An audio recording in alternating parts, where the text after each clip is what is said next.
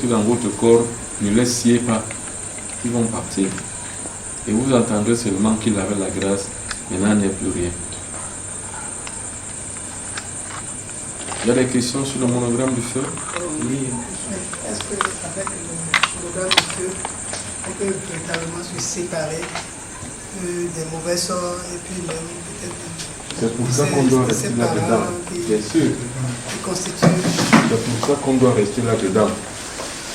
Comme vous êtes assis là, vous pouvez vous asseoir sur le monogramme. Il y a des gens qui s'asseyent dans un bar de 8h du matin à 18h. Il est là dans un bar, il sourit, il sirote bière après bière. Même les demi-bouteilles, les gens qui ont laissé les sirops, il y a des gens comme ça. Mais vous aussi, vous pouvez aussi rester dans un monogramme de feu de 10h du matin, peut-être à 16h. Vous êtes là. Or, si vous n'arrivez pas à le faire, ça veut dire que vous n'avez aucun intérêt à y rester. L'initiation est une voie compliquée et complexe. C'est autant qu'apprendre à un enfant à marcher. Il y a son effort à faire. Pour qu'un enfant commence à marcher, il commence d'abord à se tenir debout. Ou bien il commence d'abord par se lever, par se tirer, par attraper les choses. Maintenant, par chercher maintenant à ramper. Il rampe, il tombe, il rampe, il tombe. Et puis au fur et à mesure, il en acquiert l'expérience, il commence à ramper. Et un jour, il s'assoit, il veut se lever, il se lève d'abord contre le mur, et ainsi de suite. Au fur et à mesure, maintenant, il commence à... C'est comme ça que l'initiation est aussi. Tout ce que nous avons vu ici, il faudrait du temps, je vous assure. À partir du CPA, Bégamé, et ici à Calavi, il faut du temps pour le savoir, pour le maîtriser. Il faut du temps.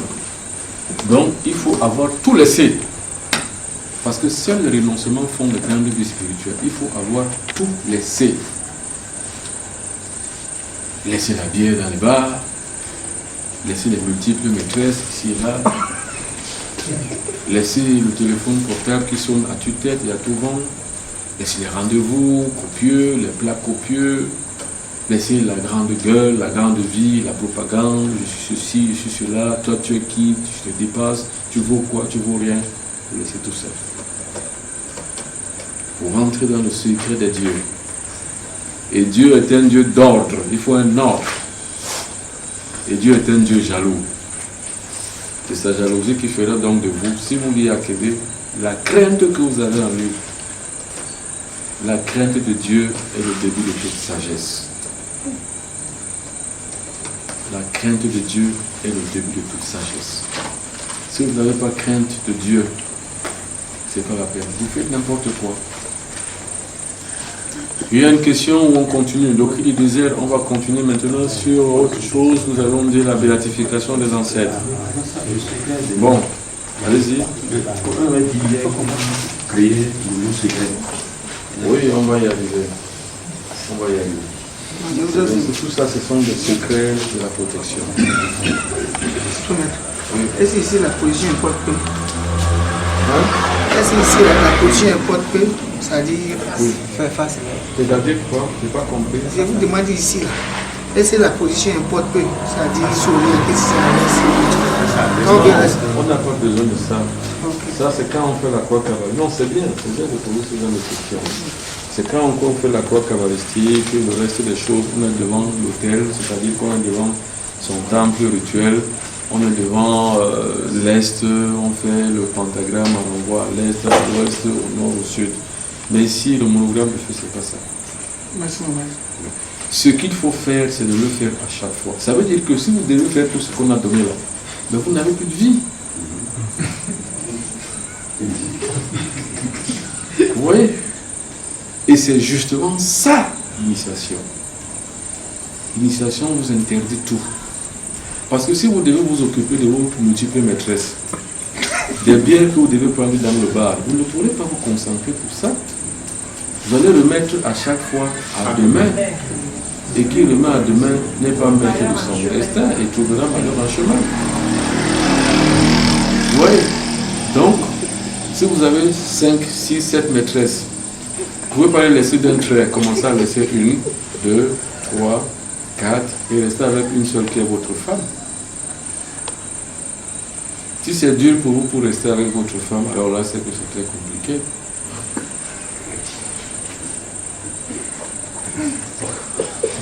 Donc, un mystique ne peut pas être un polygame.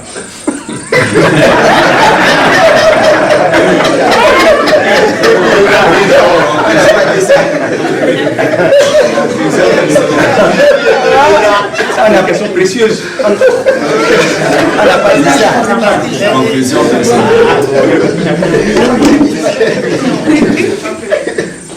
On n'a pas dit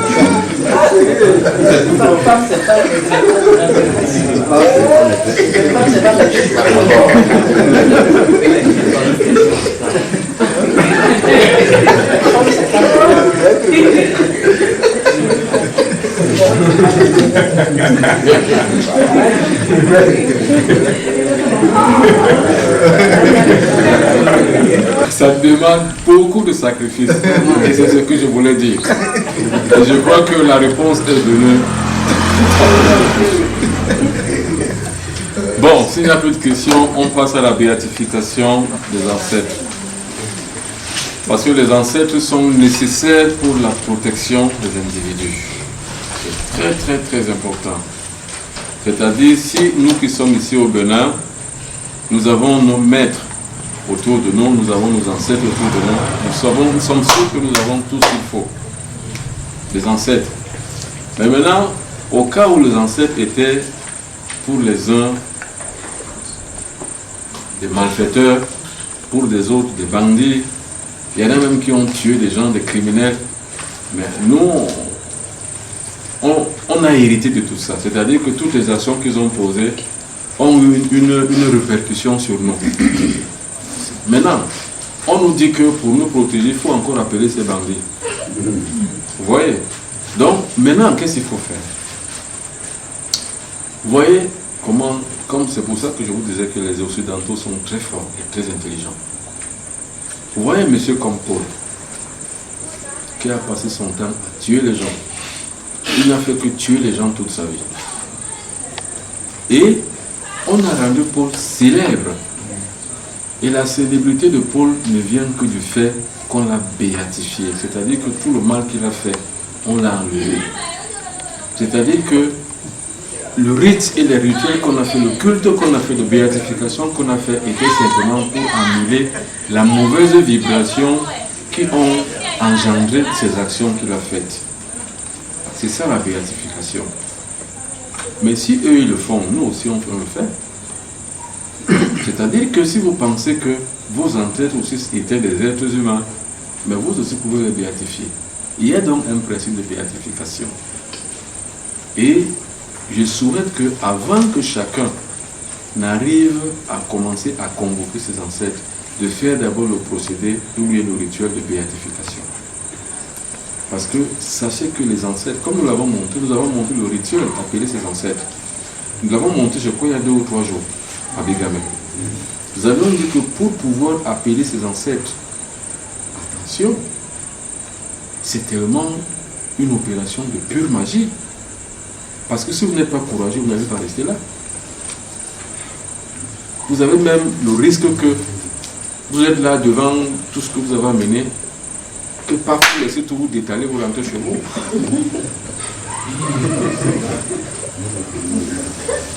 Parce qu'ils viennent en puissance et avec force. Et dans une terrible tornade. Vous n'êtes pas courageux, vous lâchez tout, vous détalez. Et les gens vous voient courir, ils ne savent pas pourquoi vous courez. Donc, il faut béatifier ses ancêtres. Et comment donc on béatifie ses ancêtres? On a dit tout sur le monogramme du feu. Oui. Voilà.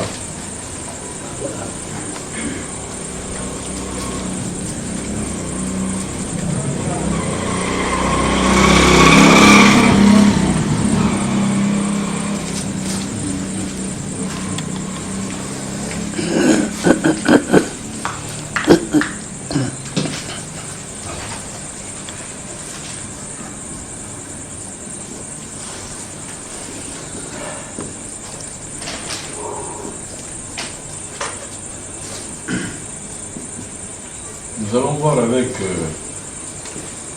notre ami de l'ERTB, si on peut avoir un espace pour parler de ceci, la béatification de l'ancêtre.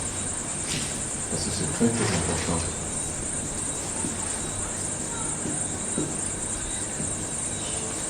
Nous avons vu comment on coupait le lien du sang. Ça aussi c'est très important, c'était pour les non-mystiques. Mais un vrai mystique ne va jamais se couper de ses ancêtres. Est-ce que vous comprenez ça? Oui. C'est pour ça que nous l'avions dit en conférence. Mais ici, on suppose que vous êtes un vrai mystique. Ne vous séparez pas de vos ancêtres. Il faut laisser ce genre de pratique au commun des mortels, aux profanes, parce qu'ils n'ont pas une autre voie de sortie.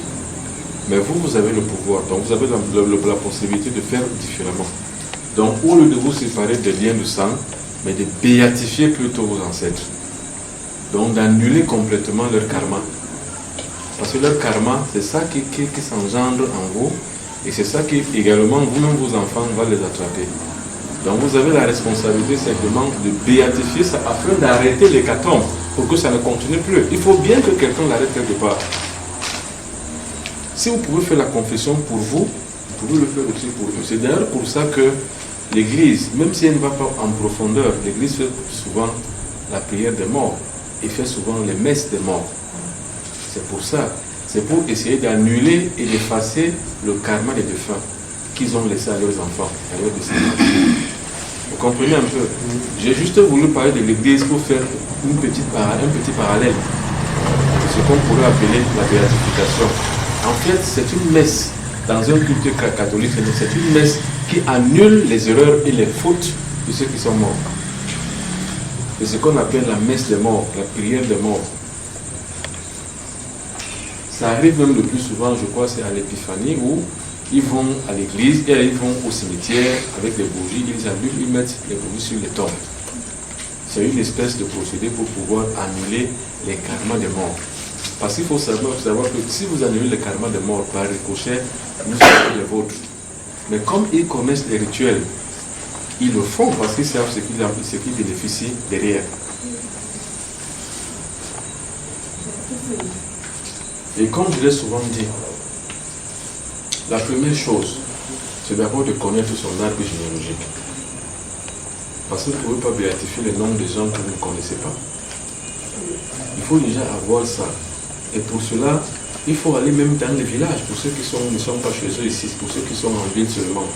Il faut aller dans vos villages. Demandez aux uns et aux autres qui sont là. Il y a encore des vieux, il y a des chefs, il y a des cousins, il y a des grands cousins qui peuvent encore vous aider dans cette démarche. Je vous assure que c'est un travail de recherche important pour tout homme, pour tout Africain. Avoir son arbre généalogique. Chez les Blancs, ce n'est pas un problème. Il y a un fichier national généalogique. Ce n'est pas un problème chez eux. Vous vous appelez par exemple d'Ambrécourt, vous allez seulement au centre national ou bien au fichier national du patrimoine français. C'est tout. Vous frappez votre nom d'Ambrécourt, on vous sort tout votre arbre généalogique. Mais chez nous aussi, ce n'est pas pareil. Il faut aller visiter les gens, il faut poser des questions aux gens. Il faut aller voir les cousins, les oncles. Si votre père, parce qu'il y a même des pères ici qui ne savent pas ces choses. Vous voyez que votre père ne connaît rien. Traversez-le, allez au village, allez demander aux gens qui était le grand-père de mon père, qui était son arrière-grand-père, qui était. Ça remonte, même si vous avez seulement 10, c'est pas moi, 10 générations au-dessus de vous, c'est quelque chose. Vous avez vraiment atteint un grand niveau. Maintenant, ces 10 générations que vous avez touchées, il faut les béatifier. Comment les béatifier donc? Alors, c'est arrivé chez vous. Vous faites une même procédure de la confession. Vous avez I, E, O, U, A. Sauf que si vous n'allez pas le faire seulement une fois, vous allez le faire pendant plusieurs semaines. Pendant 9 semaines, vous allez le faire. 9 semaines durant.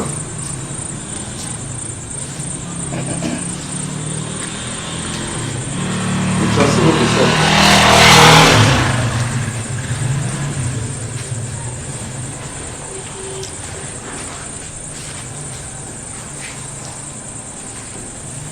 Vous tracez votre étoile de David.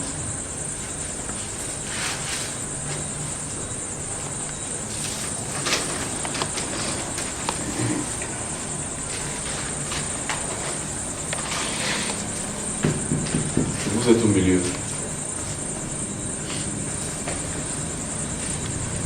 La différence est que ici, sur chaque branche, vous disposez d'une bougie de quelle couleur? Violette. Vous avez compris.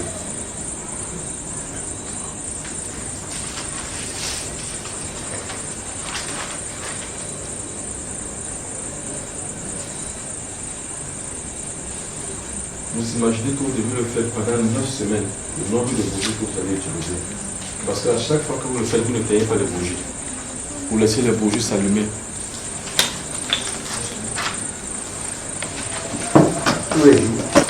La béatification de ses ancêtres. 1. Il faut d'abord avoir les noms de ses ancêtres. Si vous arrivez à 10 générations, c'est bien. Donc, au moins jusqu'à la 10e génération, ceux qui sont d'origine d'autres pays, qui vivent ici au Bénin, peuvent rentrer dans leur village. Donc vous prenez le train, je ne sais pas moi, à pied, vous prenez le car, vous allez chez vous ou l'avion. Vous allez chez vous, vous allez au village. Pour pouvoir le faire, il faut savoir qu'il faut faire un travail de recherche énorme. Rien n'est facile. Tout est difficile et compliqué.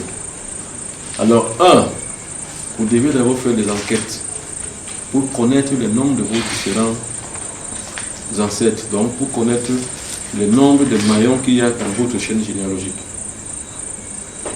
Connaissez au moins 10 générations, donc 10 maillons de cette chaîne. Au moins 10 générations. Sachez que dans la numérologie sacrée, ou bien dans toute numérologie, le chiffre 10 c'est l'unité, c'est 1. Parce que la hauteur, le niveau le plus haut des chiffres c'est 9.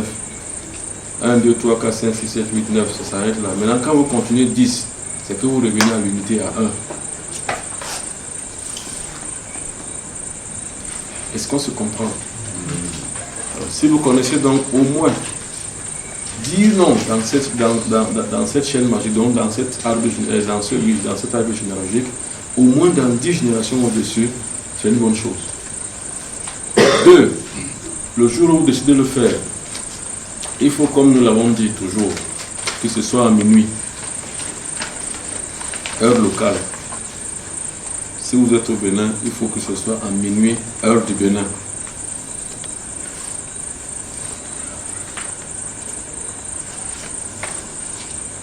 Et en 3, vous tracez le cercle à l'intérieur duquel vous mettez l'étoile de David. Et sur chaque branche, vous déposez une bougie violette. Et pourquoi une bougie violette? Parce que c'est la couleur des morts. Vous allumez un encens, parce qu'il n'y a pas de béatification sans encens. Qui peut savoir le type d'encens qu'on allume? Son papa. Ça y rapproche, mais ce n'est pas forcément ça. Pontifical. Non, ça y rapproche, mais ce n'est pas complètement ça. Ce n'est pas complètement ça. Quoi d'autre? L'encens des saints mages. Ce n'est pas complètement ça. Qui d'autre? Amaranth. Non, qui d'autre encore? Hein? Non, qui d'autre encore? Vous allez voir que de tous les encens que vous avez cités, ça vient d'ailleurs. Pontifical vient de chez les Blancs. Trois rois mages vient de chez les Blancs. Papal vient de chez les Blancs. Encens pontifical vient de chez les gens. Il y a les encens traditionnels, chers amis. Nous sommes ici au niveau des ancêtres. Il y a les encens traditionnels. C'est cet encens qu'il faut utiliser.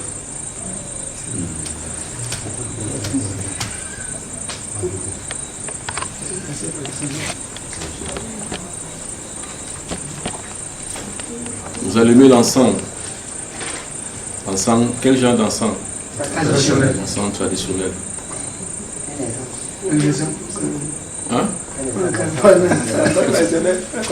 Un encens traditionnel est un encens traditionnel, c'est tout.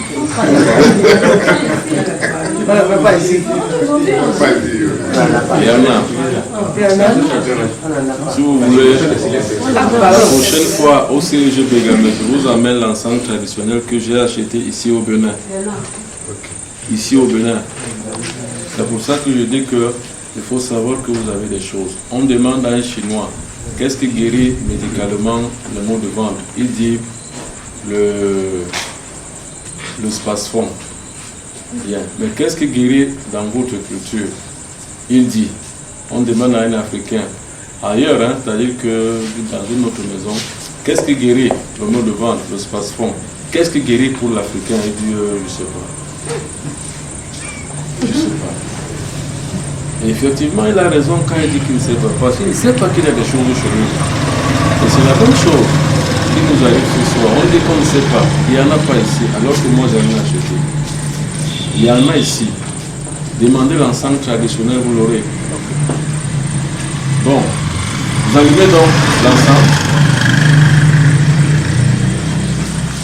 Vous allumez les bougies et vous commencez la béatification.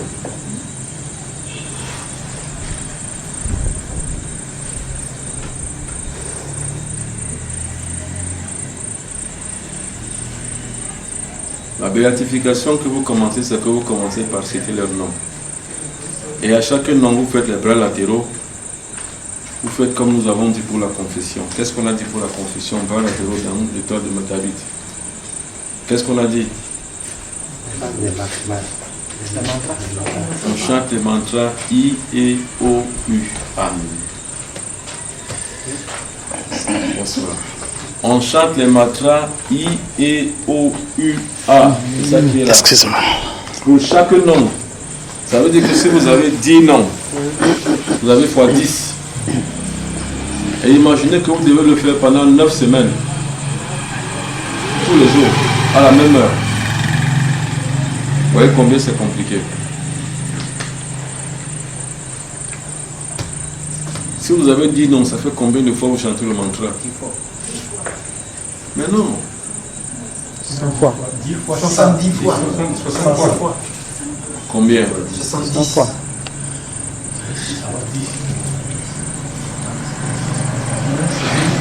100 fois. Bon, alors on va voir ça après. On va voir ça après. Vous avez 10 noms. Vous avez 10 noms sur votre arbre généalogique. 50 fois. Voilà. 50 fois. 50 fois.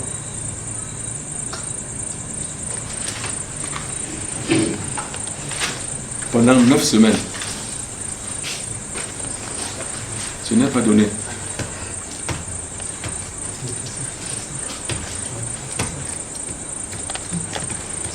Passez un cercle, l'intérieur de ce cercle, vous mettrez une étoile de David.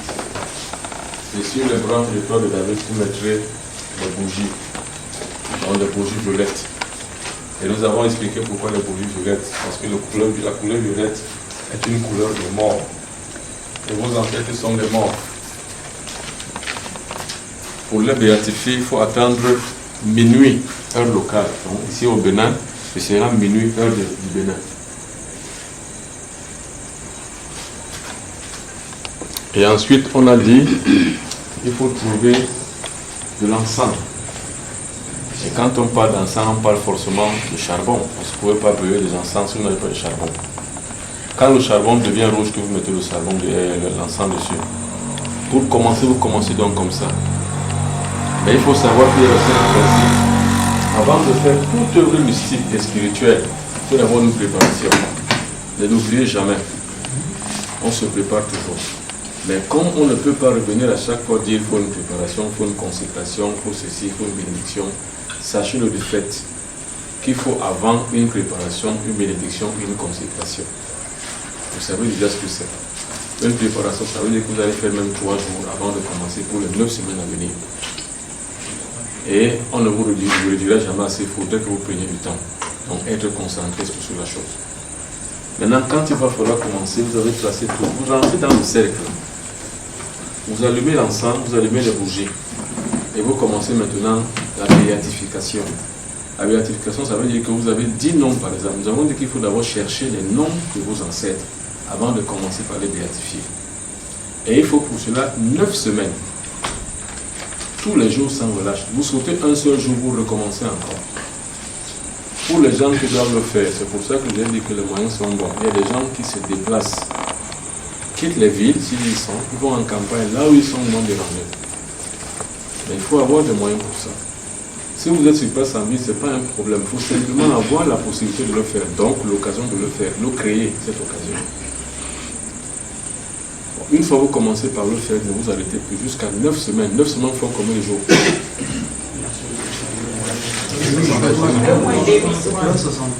63 jours. Imaginez-vous que vous allez faire ça pendant 2 mois et demi. 2 mois et demi. Et quand vous allez compter 63 égale combien? C'est 9. Et nous avons dit que le chiffre 9 symbolise la plénitude. C'est pour ça qu'on parle de 9 semaines. Parce que quand vous avez 9, ou bien vous avez 6, le contraire c'est 6 pour le 9, et le contraire de 6 c'est 9. Donc c'est deux chiffres qui sont diamétralement opposés. Le 6 étant le chiffre de la bête, donc du démon, du diable. Le 9, c'est le chiffre de l'Esprit Saint, donc de Dieu, donc de la plénitude spirituelle. Vous allez donc faire ça pendant 9 semaines. Vous commencez quand vous allumez, vous bougez votre encens. À minuit 00, vous commencez. Chaque nom que vous prononcez, vous chantez le mantra I, E, O, U, A. Et on a montré comment le faire. Voilà. Vous allez par exemple dire, les gars seront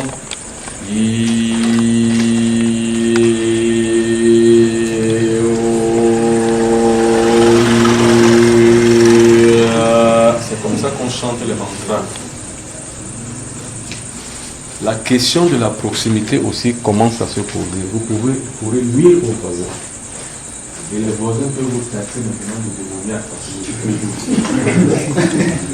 Vous voyez, c'est là où la question des moyens se pose.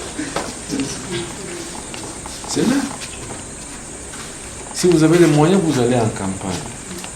Il ne peut qu'être équilibre. Le cercle dans le trou. On met les bras là, on joint les pieds.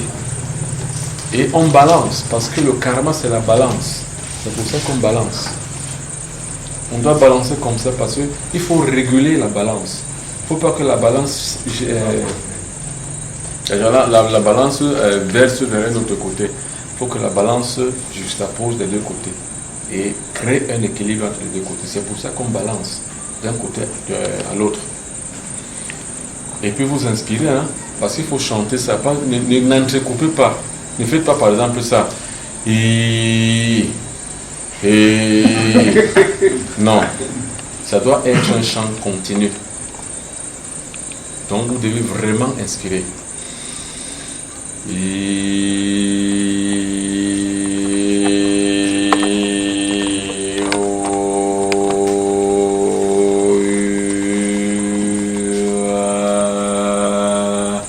Vous êtes en train d'équilibrer votre ancêtre. Par exemple, Big Up Soron, comme je l'ai dit, c'est un exemple. Bon, vous dites, quand vous allumez, vous êtes dans votre cercle, vous allumez les bougies l'encens. À chaque fois que vous faites, mettez toujours de l'encens pour que l'encens monte toujours. Vous appelez un ancêtre, Big Up Soron.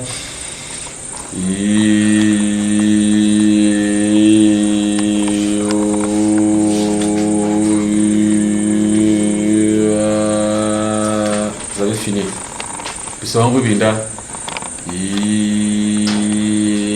Vous voyez comment ça se passe. Chaque nom, il faut savoir que votre nom ou bien le nom de votre père, fils de. Si votre père s'appelle par exemple Adjanoun et que son père aussi s'appelle Adjaoun, vous dites Adjaoun. C'est-à-dire que Adjaoun, fils de, je ne sais pas comment ça s'encode sur les événements, sur les fonds par exemple. Qu'est-ce qu'on dit? Adjanoun, fils d'Adjanoun, ça veut dire quoi? Il y a un petit nom. C'est quoi? C'est comme ça que vous allez dire. Vous avez compris? C'est-à-dire que un tel fils d'un tel, celui-ci fils de celui-ci, c'est comme ça que vous montez dans l'échelle. C'est-à-dire que si c'est par exemple Adjanoun, fils d'Adjanoun, vous avez Adjanoun de Adjanoun. Par exemple, Adjanoun de Soglo, Umbeji Boni. Tu vois, Boni Yahi Kerepo. Vous montez comme ça, vous voyez un peu. Au fur et à mesure, vous montez dans les échelles. C'est parce que ce sont les noms que je connais le plus. Bon. Vous avez compris un peu? Et à chaque fois que vous prononcez le nom de quelqu'un, fils d'un tel, vous chantez le mantra. C'est donc comme ça que si vous chantez au moins les 10 noms, vous avez béatifié votre arbre généalogique.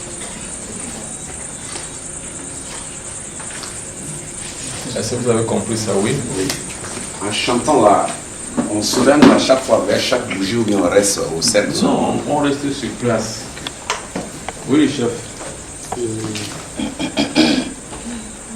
J'aimerais poser une question sur ça. Oui, allez-y. Principalement, je prends mon exemple. Ouais. Si je prends mon exemple, moi, je ne peux pas avoir plus que 3 ancêtres. Oui, parce que je le dis, parce que mon aïeul avait quitté le Nigeria, il est venu à Kétou. Il y a les ancêtres des fonds qui l'ont attrapé comme esclave et déporté à Bomé. Et il y a un autre qui l'a pris comme fils. Donc ça veut dire qu'on l'a accueilli dans la famille Quenon. Donc mon aïeul a fait ses fils ont mis il a fait ses fils. Ses fils ont mis au monde nos pères. Donc nous sommes à peu près à la 3e génération. Si je vais me statuer sur mon aïeul là, et aucun de ses fils n'est parti au Nigeria pour s'enquérir ou bien pour chercher là où le grand-papa avait quitté.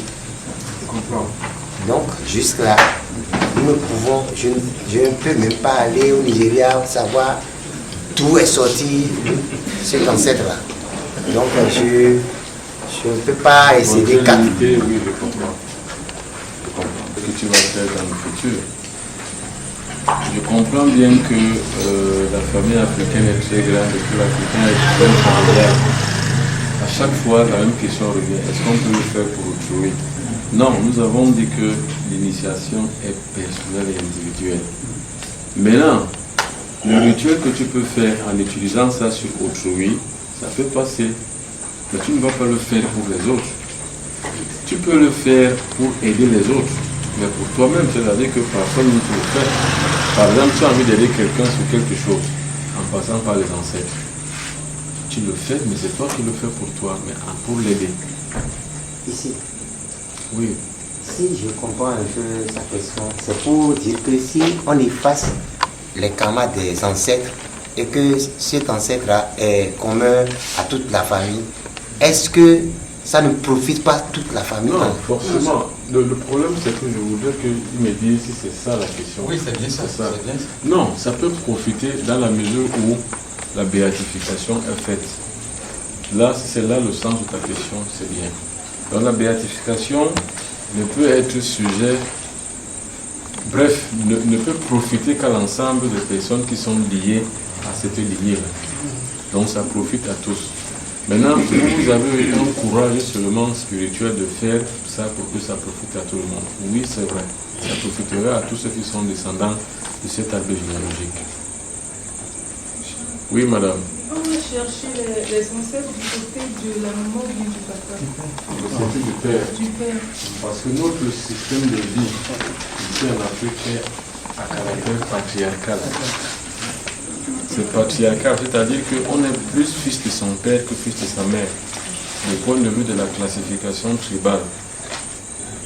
C'est-à-dire que si votre père est fond, par exemple, votre mère est mina, on dira de vous que vous êtes fond. Parce que la société est patriarcale.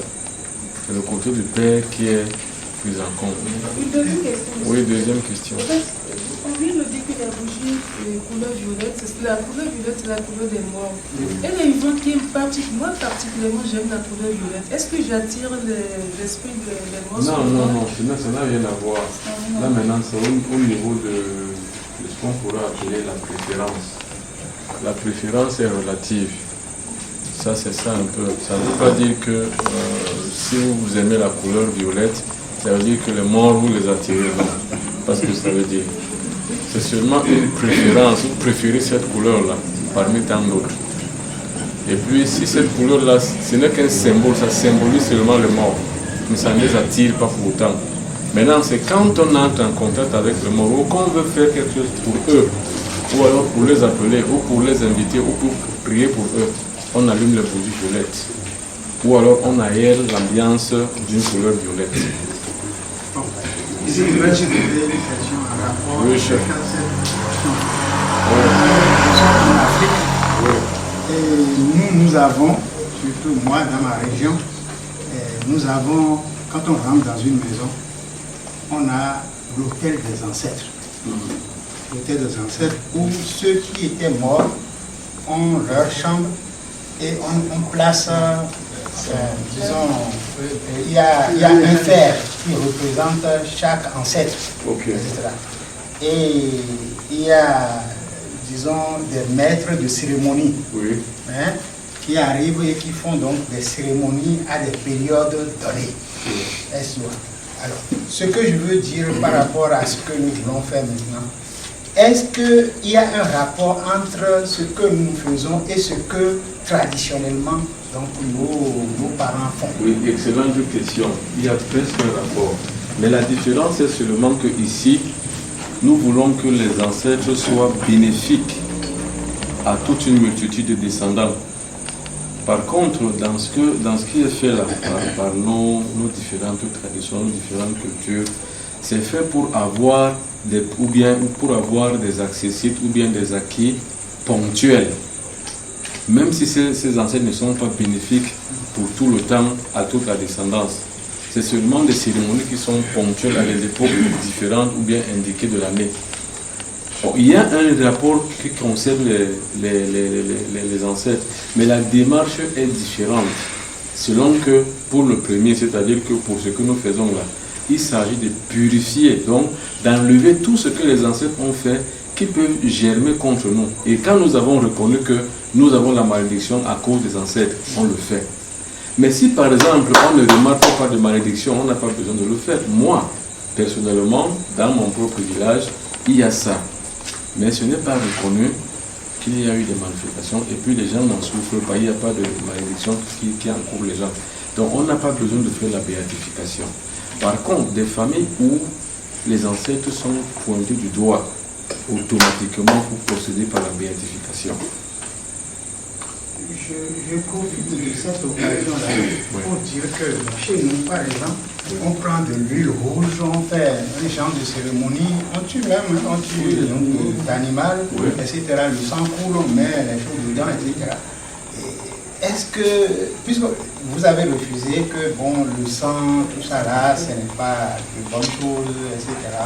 Bon, dans ce cas-là, qu'est-ce que vous pouvez donc nous conseiller? Non, ce que je dis est que il est reconnu que quand on fait un sacrifice animal, il y a plus de problèmes que de bénéfices. Ça, c'est reconnu. La plupart des gens, même depuis que je suis ici au Bénin, les gens me le disent. La plupart des gens me le disent, qui viennent consulter chez moi me le disent. Que ce soit au Cameroun où ça se fait aussi, ou au Gabon, ou n'importe où, il y a ça. Mais là n'est pas la question.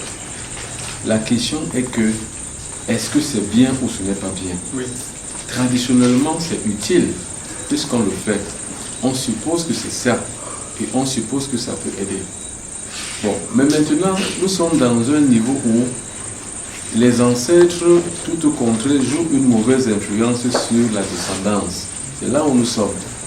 Nous ne sommes pas au niveau du rituel, ou du rite, ou du culte qu'on rend aux ancêtres. Nous sommes au niveau du fait où les ancêtres doivent être bénéfiques s'ils sont reconnus être maléfiques. C'est là où on le fait. Mais maintenant, les autres pratiques qui sont liées à ça, c'est propre à chaque culture. Et chaque culture les fait en fonction de sa tradition. Ça, on ne le condamne pas. Mais on dit seulement, à partir du moment où on doit appeler les ancêtres, non pas seulement pour les apporter des présents à des périodes indiquées de l'année, mais on doit les convoquer pour pouvoir agir en d'autres circonstances et pour d'autres choses. Il faut qu'ils passent de l'état où ils étaient maléfiques, donc ils apportaient la malédiction aux gens, de l'état où ils doivent être purifiés pour pouvoir apporter des bénéfices aux gens. C'est là où nous sommes. Donc en ce sens-là, il y a une nuance sur la démarche et sur la pratique. Parce que j'ai beaucoup de choses à dire par rapport à cela. Oui. Pour l'instant, on s'arrête si on n'est pas encore au culte des ancêtres. Voilà, on n'est pas au culte des ancêtres. On est simplement ici. C'est pour ça que j'ai dit que la nuance existe au fait que le culte des ancêtres est comme ça. C'est ce que vous avez décrit là. Mais sauf qu'ici, nous sommes sur l'individu lui-même, face à son destin. Il a envie de ses ancêtres, là ponctuellement, sur une chose bien donnée. Mais il s'agit que ses ancêtres ont une mauvaise influence sur lui et sur les autres. Il faut donc béatifier ses ancêtres. C'est pour ça que j'ai pris l'exemple sur l'Église catholique. Il y a des criminels qui sont devenus des saints. J'ai pris l'exemple de Paul qui était un criminel, c'était un bandit de grand chemin. Il faisait ce qu'on appelle il était un coupeur de route. Il coupait les routes, coupait la tête aux gens et prenait leur bien. C'est le travail qu'il a fait toute sa vie. Mais un jour, on dit qu'on l'a béatifié. Ça veut dire que tout le mal qu'il a fait, on l'a effacé, on l'a sanctifié. C'est par ce procédé de sanctification qu'on appelle la béatification que nous aussi, pour donner un bénéfice à nos ancêtres pour qu'ils nous soient bénéfiques, il faut les béatifier. Oui. Dans l'histoire de notre pays, il y avait des rois qui tuaient. Je prends un exemple. Pour les conflits domaniaux, bien quoi, on tue. Maintenant, par exemple, ce roi-là est mon ancêtre. Je prends un exemple. Et qu'un jour, lorsque je viens d'acquérir ces connaissances, je veux l'appeler pour qu'il m'aide dans une situation. Donc, je dois le béatifier. C'est ça. Je dois le béatifier pour qu'il soit positif, pour m'aider positivement. Donc, c'est ce que nous vous l'amenez, il grandit, vous lui donnez votre nom. Il ne connaît pas ses parents, il ne connaît pas ses ancêtres. C'est vous, ses parents, vous et votre femme. Maintenant, cet enfant-là grandit. Il ne sait pas que vous n'êtes pas ses vrais parents. Lui, dans sa tête, vous êtes ses vrais parents. Maintenant, il veut vous béatifier. Est-ce que ça va marcher? C'est au fait. Bon, d'abord, nous avons dit qu'il y a aussi des enfants adultérés. C'est-à-dire ceux dont le père n'est pas déclaré. Ils peuvent s'aligner à la généalogie de leur mère. Il y a des enfants adoptifs dont vous parlez. Et il y a aussi les enfants éloignés, c'est-à-dire que comme dit le frangin, c'est-à-dire que les enfants qui viennent par exemple du Nigeria, qui se sont adhérés, qui ont adhéré. Nous avons un principe chez nous traditionnel. Quand je dis chez nous, c'est en Afrique. Il y a un proverbe de chez nous qui dit Biwo Peara Poriara. C'est un bassin profond. Ça veut simplement dire que on peut se rattacher à une arbre généalogique. Vous allez voir par exemple l'exemple de frangin, comme c'est là où je devais en venir. Son aïeux vient du Nigeria. Bon, mais maintenant, quand il parle, il dit notre pays. Ça veut dire justement qu'il s'est arrimé maintenant à la généalogie béninoise. Il est maintenant béninois. Ça veut donc dire que cet enfant qu'on a adopté peut aussi s'aligner dans l'arbre généalogique de ses parents adoptifs.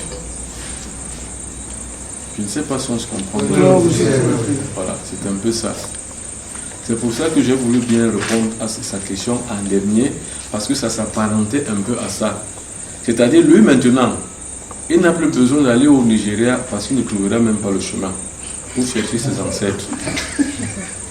Il doit donc maintenant remonter l'arbre généalogique du pays qu'il a adopté. C'est là où il y a un proverbe qui s'adapte à ça chez nous. Ça veut dire en français, quand c'est mort, ça se rallie. Voilà le proverbe. Quand ça meurt, ça se rallie. Donc, quand il y a plus du tout de possibilité de croissance ici, là où vous devez vous rallier, vous allez croître là. Est-ce qu'on a bien compris ça? Ok. Si je rentre dans mon village, et c'est pas évident que je trouve 10 généalogies, c'est pas évident que je le trouve. Et dans ce cas, qu'est-ce que je fais? Pourquoi? Quelle année la raison? Voilà. Pourquoi? Parce que tout d'abord, c'est une erreur de nos parents. Moi, je ne suis jamais allée dans mon village. Oui. Mon père, il n'aimait pas aller au village, donc il n'amenait pas ses enfants au village. Donc déjà, je suis en train de voir comment faire dans ce cas-là. Il faut chercher. Et lui-même me disait de son vivant, il connaissait son grand-père, mais il ne parlait jamais de son arrière-grand-père. C'est-à-dire qu'il ne connaît pas. Oui, je dis. Ouais, Alex, je crois que c'est Alex Hélé. Il a remonté son arbre généalogique jusqu'aux origines africaines. Donc des États-Unis pour des siècles jusqu'en Afrique. C'est les moyens qui font problème. Si on a les moyens, allez à votre village, je ne sais pas moi, louer une voiture qui peut vous amener le même jour rentrer, donner les présents aux gens qui sont au village, ce n'est pas un problème. Vous allez au village, vous louez une 4x4, vous allez voir des personnes en personne, vous leur demandez, il y a des gens qui vont se retrouver ou bien qui peuvent se retrouver. Donc le problème qui se pose justement est là à ce niveau. Bon, mais maintenant, ce n'est pas pour autant qu'il ne faut pas chercher parce que c'est difficile, non. Moi, je vous conseillerais peut-être un jour, vous allez au village, vous prenez ce courage mystique et spirituel, vous allez au village, au moins vous essayez de demander que vous ne trouviez pas. Mais je suis au moins sûr qu'il y aura des gens qui vont reconnaître la généalogie de votre père. Essayez seulement. Oui. Dois-je accepter la volonté de la tradition ou en tant que mystique, je dévie la loi? Non, c'est deux choses différentes. Ici, on a besoin de montrer les ancêtres sous notre corps. Ça n'annule pas le côté fétichisme ou ça n'annule pas le côté culte des morts des ancêtres d'un autre côté. Non, ça n'annule pas ça. Vous pouvez continuer à le faire, c'est deux choses différentes. Maintenant, comme il a dit le frère, vous voulez qu'il soit bénéfique. Il y a des rois qui ont tué. Pour le bien du peuple, ils ont tué. Il y a des rois résistants qui ont tué. Mais quand même, le sang qu'on a versé a une incidence sur la généalogie. Maintenant, il faut simplement purifier, donc béatifier, afin que ce sang versé ne devienne pas un maléfice, donc une malédiction. Mais ça continue dans la même logique d'être bénéfique. C'est pour ça qu'on béatifie. C'est pour ça qu'on a béatifié Saint Paul. Et bientôt, même Jean-Paul II, là, lui aussi, il a fait la jeunesse hitlérienne, donc il a aussi tué. Mais aujourd'hui, on va le béatifier et devenir un saint. Donc on va purifier tout le mal qu'il a fait dans sa vie, afin qu'il soit appelé et accepté comme un saint dans la conscience publique. Mais ça n'annule en rien les autres rites traditionnels qu'on fait. Et ça ne dit pas que ne le faites pas ou n'acceptez pas. Non, ça veut simplement dire que c'est deux cultes différents. D'ailleurs, ça c'est le culte des ancêtres, alors que si ce n'est qu'un rituel. Il y a une différence entre un culte et un rituel. Le culte relève d'une religion. C'est ça, alors que le rituel relève d'une cérémonie. Donc d'un rituel, donc d'un procédé ou bien d'une procédure, c'est ça le rituel. Mais le rituel concerne ici la béatification et non une religion, donc un culte qu'on rend aux ancêtres, non. Ici, on veut seulement les purifier. C'est différent, c'est deux choses différentes. Ici, on leur rend grâce dans le culte. Mais dans le rituel de béatification, on les purifie. Prenez simplement le parallèle avec la lecture d'une messe. On lit une messe pour le salut de l'âme de. Quand vous allez à l'église, on dit pour le salut de l'âme de Jean-Pierre, nous lisons cette messe. C'est un peu ça, c'est la béatification en fait. Je ne sais pas si on s'est compris à ce niveau.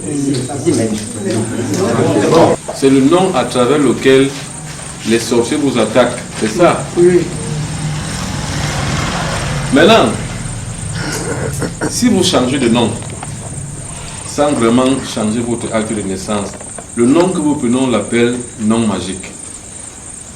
C'est le nom mystique. Ça veut dire que votre nom social, qui est Adjanoun Pascal, devient un nom vide, parce qu'il n'y a plus personne derrière. Vous avez acquis un autre nom qu'on appelle le nom mystique. C'est à travers lui. Donc quand on cherche Adjanoun Pascal, on ne le trouve pas, parce que Adjanoun Pascal n'existe plus.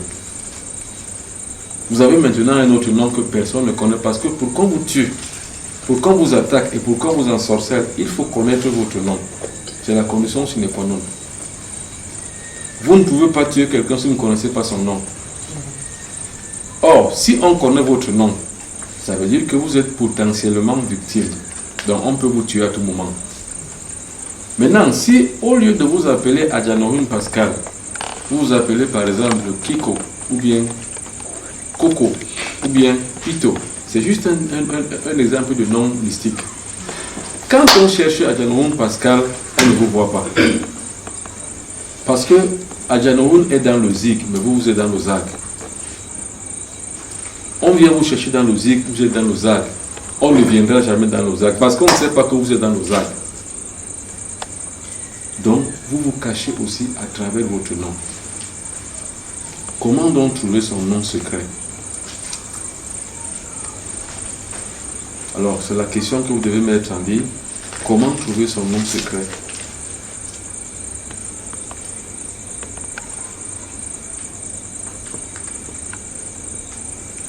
Généralement, on trouve son nom secret avec un objet secret.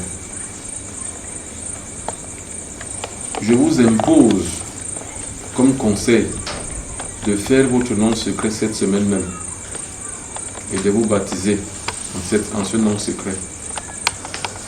C'est une exhortation. Comment trouver le nom secret? Vous devez rester chez vous et réfléchir. Pendant des journées entières, même en cours de route, vous réfléchissez sur le nom qui peut vous convenir. Est-ce que c'est la lune? Est-ce que c'est le soleil? Est-ce que c'est un animal? Il faut que j'ai un nom.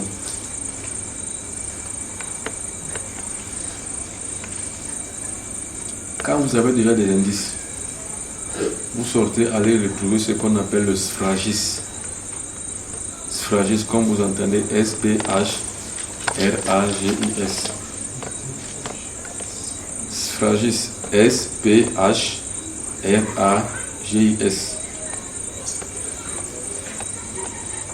C'est ça ce qu'on appelle le sfragis. Le sfragis aussi, c'est un élément naturel. C'est un objet naturel que vous retrouverez dans la nature comme ça, qui vous ressemble, que vous ressemblez. Cet objet peut être n'importe quoi, mais seulement cet objet-là vous ressemble. Et à lui aussi vous ressemblez. C'est ce qu'on appelle sfragis. Vous ressemblez à cet objet et cet objet vous ressemble. Ça veut dire quoi? Ça veut dire que vous marchez en route un jour où vous avez déjà les indices de votre nom. Pour savoir que les indices que vous avez trouvés sur votre nom là, si c'est vraiment un véritable nom mystique et secret pour vous, vous allez à la nature à la recherche d'un objet qui doit vous ressembler. Si le jour où vous trouvez cet objet, ça veut dire que le nom que vous avez pensé va être conforme avec vous. Je reprends, il y a des gens qui n'ont pas compris. Vous réfléchissez beaucoup sur le nom que je dois convenir. Quel est le nom qui peut m'aller? Quel est ce nom-là? Quel est ce nom? Vous réfléchissez comme ça, vous passez en revue des noms et des noms. Vous tracez des noms, vous écrivez non, ça c'est pas bon. Un jour, quand vous savez que maintenant ce nom-là peut me plaire, donc ça peut aller avec moi. Est-ce que c'est vraiment vrai? Vous sortez. Vous cherchez un objet que vous ne connaissez pas. Mais un objet que vous devez ressembler et qui doit vous ressembler. C'est un objet dans la nature. C'est pas une devinette, hein? C'est une réalité. Quand vous allez croiser la chose, ça peut être un objet, ça peut être n'importe quoi. Quand vous allez croiser la chose, vous saurez que cette chose-ci, c'est moi qui l'attendais. Cette chose-ci me ressemble et je la ressemble aussi. Est-ce qu'on se comprend? Une fois vous l'avez pris, vous adoptez le nom secret.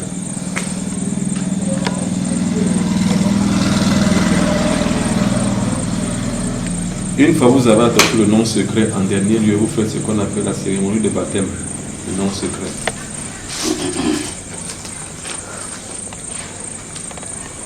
Et là, c'est un véritable culte avec votre objet que vous avez ramassé.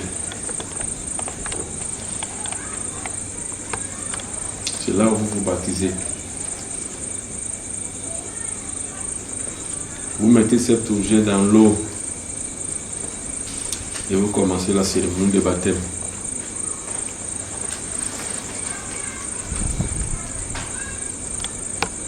À partir d'aujourd'hui, je m'appelle un tel, c'est-à-dire votre nom secret. À travers ce nom, personne, jamais rien ne doit m'arriver.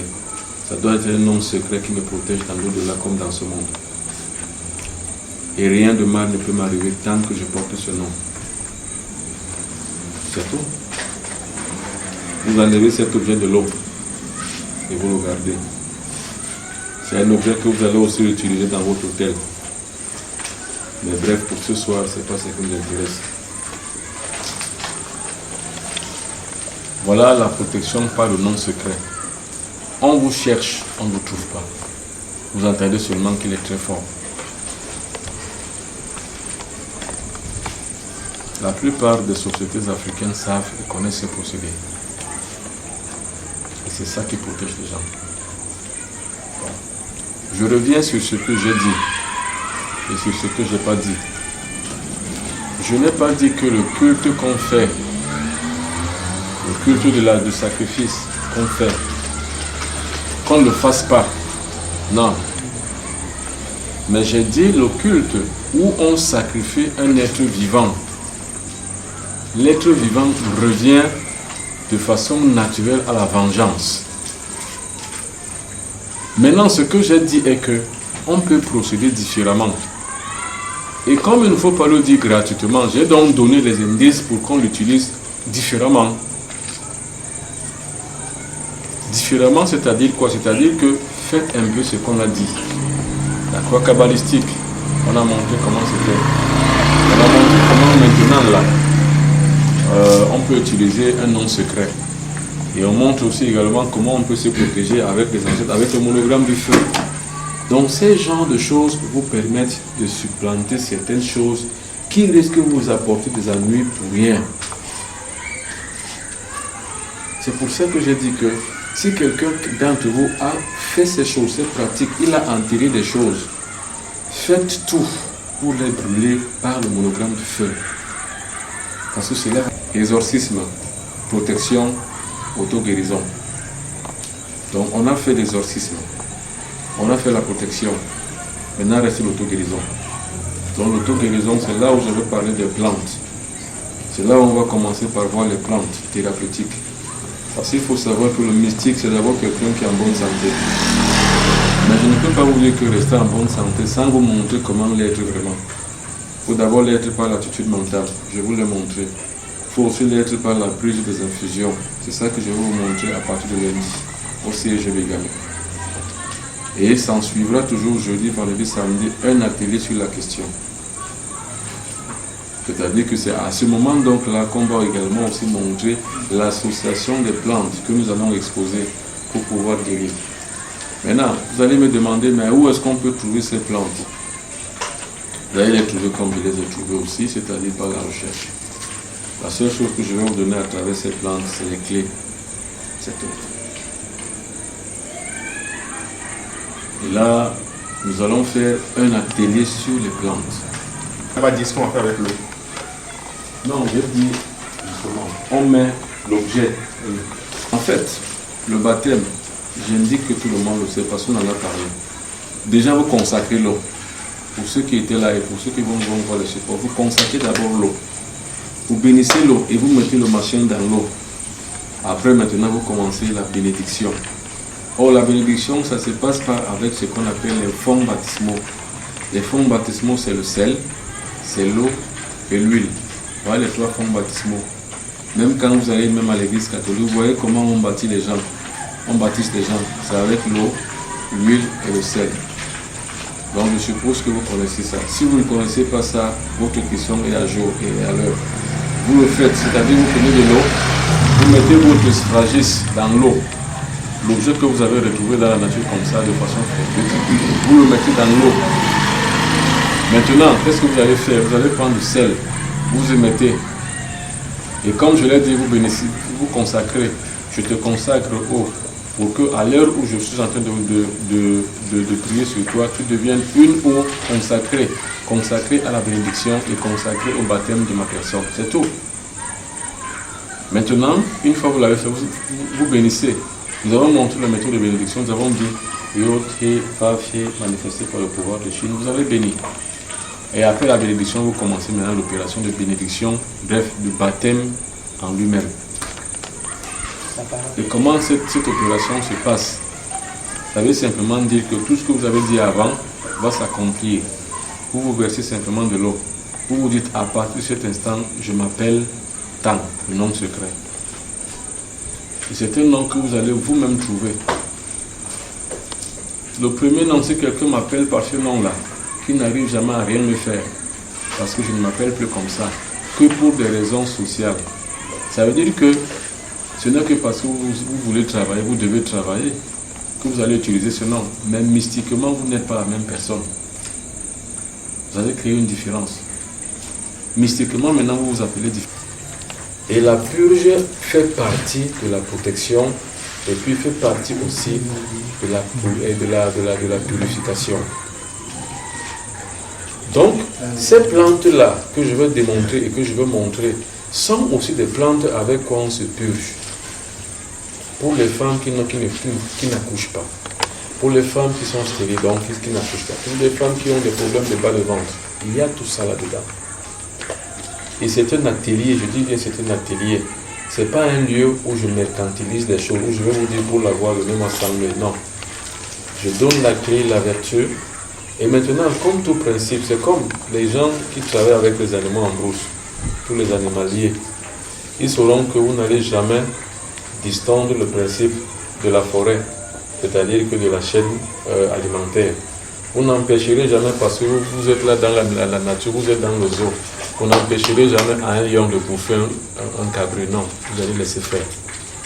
C'est la même chose. Je ne vais jamais disjoindre le fait qu'on vous montre, allez chercher. C'est ça qui est important. Je vous donne les clés, je vous montre la chose maintenant, allez chercher. Oui, jeune homme. C'est très compliqué. Mais il l'a fait, on n'a même pas fait un jour, il a fait ça. Ça montre que la paresse peut nous permettre ou nous empêche d'avancer dans certaines choses. C'est ça. Ça veut dire ce que tu vas faire, c'est que dedans tu mets tes éléments, donc les cheveux, les ongles,